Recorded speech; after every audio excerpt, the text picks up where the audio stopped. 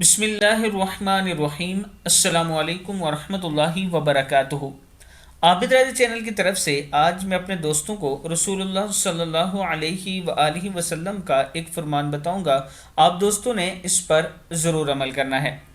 حضرت عبداللہ بن عوف رضی اللہ تعالیٰ عنہ فرماتے ہیں کہ میرے والد ان لوگوں میں سے تھے جنہوں نے درخت کے نیچے بیعت کی تھی، اور نبی اکرم صلی اللہ علیہ وآلہ وسلم کے ہاں جب بھی کوئی قوم اپنی زکوٰۃ لے کر آتی تو آپ صلی اللہ علیہ وآلہ وسلم انہیں دعا دیتے، اے اللہ فلاں پر اپنی رحمت نازل فرما۔